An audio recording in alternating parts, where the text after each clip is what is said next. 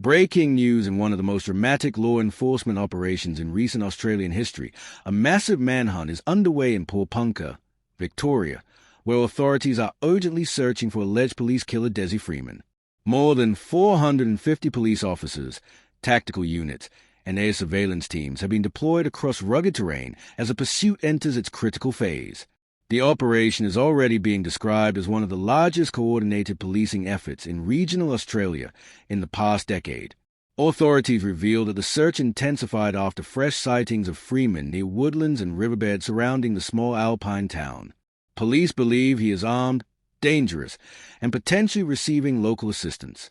The search perimeter spans several kilometers of dense bushland, a challenge in itself, but the task has been further complicated by severe thunderstorms, heavy rainfall, and flash flooding battering Victoria's northeast. Local weather agencies issued warnings for destructive winds and possible hail, creating extreme danger for both officers and civilians in the area. The Australian Federal Police, AFP, alongside Victoria Police and regional emergency services, have coordinated joint command posts to ensure rapid deployment of resources. Drones, thermal imaging cameras, and tracking dogs are being used, but visibility has been heavily reduced due to persistent storms. Roads into Porepunkah remain partially blocked, not only hindering the police but also isolating vulnerable residents. Many locals have been urged to stay indoors, with schools and several businesses closing amid safety concerns. Community anxiety has reached new heights. Residents, particularly families with children, report feeling trapped between fear and uncertainty. Farmers, already facing flood-damaged crops, say they are terrified of encountering the fugitive while working their land. Local hotels and shelters have been converted into temporary bases for displaced families and emergency personnel, as the weather compounds the risk of an already dangerous manhunt. The pursuit of Freeman is not only a law enforcement issue, but has quickly escalated into a political flashpoint. Federal and state leaders have exchanged criticisms over preparedness and resource allocation. Independent MP Bob Katter sparked controversy with remarks questioning the broader policing strategy, arguing that regional security had been neglected for years. His comments drew backlash from both government officials and the Australian Police Federation, who condemned the remarks as reckless during a crisis. Meanwhile, another political storm brews around the approval of a large-scale wind farm project in Victoria. Critics argue that environmental and infrastructural policies are being overshadowed by the immediate crisis, while supporters claim that Australia must still push forward on renewable energy despite the emergency.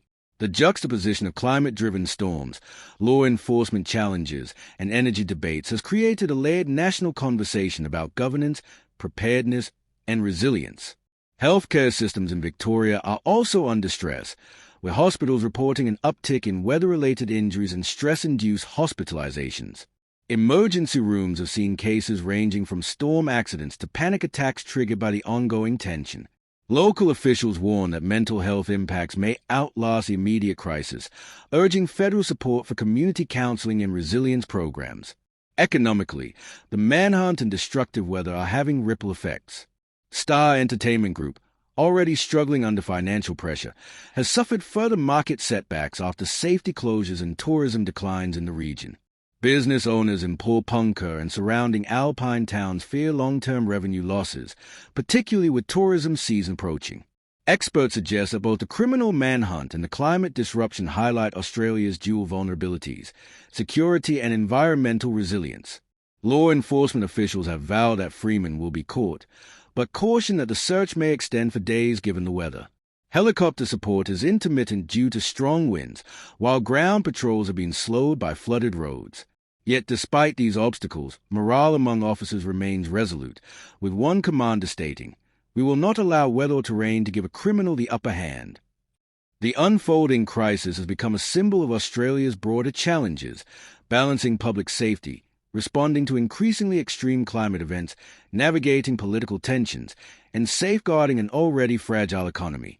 As night falls in Victoria, with rain continuing to lash the region, both police and civilians brace for another tense chapter in this unprecedented ordeal. The outcome of the manhunt will not only determine the fate of Dezi Freeman, but may also redefine how Australia addresses intersecting threats of crime, climate, and community security in the 21st century.